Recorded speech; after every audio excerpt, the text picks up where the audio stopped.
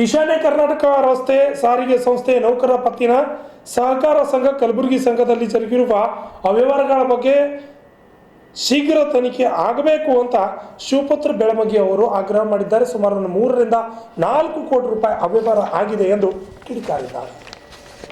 ಮಾಧ್ಯಮದವರ ಜೊತೆ ಮಾತನಾಡಿದ ಅವರು ಸಂಘದಲ್ಲಿ 2013-14ರಿಂದ ಇಲ್ಲಿಯವರೆಗೆ ಸಂಘದಲ್ಲಿ ಹಣದ ಅವ್ಯವಹಾರಗಳು ಜರುಗಿದುವು. ಸಂಘದ ಬ್ಯಾಂಕ್ ಖಾತೆಯ ತಟ್ಟೆಗಳು ಹಾಗೂ ಸಂಘದ ನಗದು ಪುಸ್ತಕಗಳು ಪರಿಶೀಲಿಸಲಾಗಿ ಅವ್ಯವಹಾರ ಜರುಗಿದು ಮೇಲ್ನೋಟಕ್ಕೆ ಕಂಡು ಬಂದಿರುವ ಪ್ರಯುಕ್ತ ಇದೇ ನವೆಂಬರ್ 29ರಂದು ಜರುಗಿದ ಆಡಳಿತ ಮಂಡಳಿಯ ಮಾಸಿಕ ಸಭೆಯಲ್ಲಿ ಈ ವಿಷಯದ ಬಗ್ಗೆ ಕ್ರಮ ಸಂಖ್ಯೆ 3ರ ಕುರಿತು ಸಭೆಯಲ್ಲಿ ಚರ್ಚಿಸಿ ನಂತರ 2013-14ರಿಂದ ಇಲ್ಲಿಯವರೆಗೆ ಹಣಕಾಸಿನ ಅವ್ಯವಹಾರಗಳ ಕುರಿತು ಕರ್ನಾಟಕ ಸಹಕಾರ ಸಂಘಗಳ ಕಾಯ್ದೆ 1959 ಕಲಂ 65ರ ಅಡಿಯಲ್ಲಿ ಶಾಸನಬದ್ಧ ವಿಚಾರಣೆ ಕೈಗೊಳ್ಳಲು ಸಭೆಯ ಸರ್ವಸಮ್ಮತದಿಂದ ನಿರ್ಣಯವನ್ನು ಅಂಗೀಕರಿಸಲಾಗಿದೆ.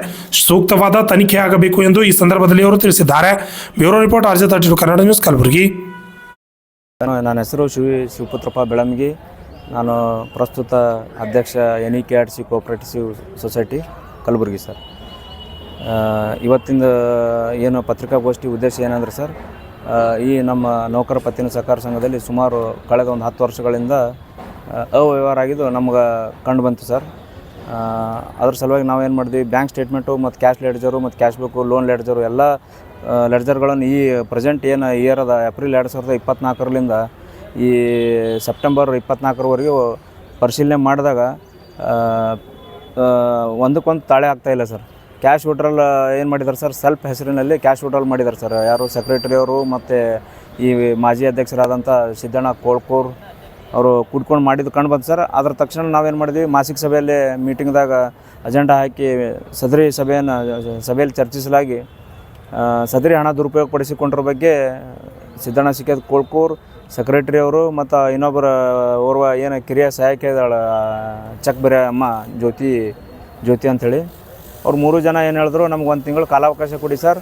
ಇದೇನು 40 ಲಕ್ಷ ರೂಪಾಯಿದು ಏನು ನೋಟಿಸ್ ಕೊಟ್ಟಿದ್ರು ನೀವು, ಈ 40 ಲಕ್ಷ ರೂಪಾಯಿದಾಗ ನಾವು 35 ಲಕ್ಷ ರೂಪಾಯಿ 1 ತಿಂಗಳ ಒಳಗೆ ಕಟ್ತೀವಿ ಅಂಥೇಳಿ ಸಭೆದಾಗ ಟೈಮ್ ಕೇಳಿದ್ರು ಸರ್. ಅದರಂತೆ ನಾವು 1 ತಿಂಗಳು ಏನದ ಕಾಲಾವಕಾಶ ಸಭೆ ಅವ್ರಿಗೆ 1 ತಿಂಗಳು ಕಾಲಾವಕಾಶ ಕೊಟ್ಟಿವಿ ಸರ್, ಎಲ್ಲ ನಿರ್ದೇಶಕರ ಸಮ್ಮುಖದಲ್ಲಿ ಸರ್. ಟೈಮ್ ಆದ ತಕ್ಷಣ ಏನು ಮಾಡಿದ್ರು ಸರ್, 5 ಲಕ್ಷ ರೂಪಾಯಿ ಏನು ಮಾಡ್ಯಾರ ಸಿದ್ದಣ್ಣ ಸಿಕ್ಕದ ಕುಳ್ಕರವರು ಸೊಸೈಟಿಗೆ ತಂದು ಕಟ್ಟಿದ್ದಾರೆ ಸರ್. 24/10ಕ್ಕೆ ಏನದ ಸೊಸೈಟಿಗೆ ಬರ್ಸಿದ್ರು. ಇನ್ನುಳಿದ ಹಣ ಏನದ ಕಟ್ಲಕ್ಕೆ ನಾವು ಕೇಳಿದ್ರು, ಅವರು ಯಾವುದೇ ರೀತಿ ಸ್ಪಂದನೆ ಮಾಡಲಿಲ್ಲ. ಆಮೇಲೆ 29/11ಗೆ ಏನು ಮೀಟಿಂಗ್ ಇತ್ತು, ಆ ಮೀಟಿಂಗಿಗೆ ಹಾಜರು ಆಗಿಲ್ಲ ಸರ್ ಅವರು. 29/11ಗೆ ಮೀಟಿಂಗ್ ಆದ ತಕ್ಷಣ ನಾವು ಏನದ ಪ್ರೊಸೀಡಿಂಗ್ ಪಾಸ್ ಮಾಡಿ ಏನು ಕಳೆದ 10 ವರ್ಷಗಳಿಂದ ಎನ್ಕ್ವೈರಿ ಮಾಡ್ಬೇಕಂತೇಳಿ JRCS ಗುಲ್ಬರ್ಗ ಅವರಿಗೆ ಲೆಟರ್ ಕೊಟ್ಟಿವಿ ಸರ್. ಅದರಂತೆ JRCS ಕಲಬುರಗಿ ಅವರು JRCS ಪಟ್ಟಣ ಬ್ಯಾಂಕುಗಳ ಸಹಕಾರ ಸಂಘ ಇಲಾಖೆ ಬೆಂಗಳೂರವರಿಗೆ ಪತ್ರ ಬರೆದು ವಿಚಾರಣಾಧಿಕಾರಿ ನೇಮಕಕ್ಕೆ ಪತ್ರ ಬರೆದು ಸರ್.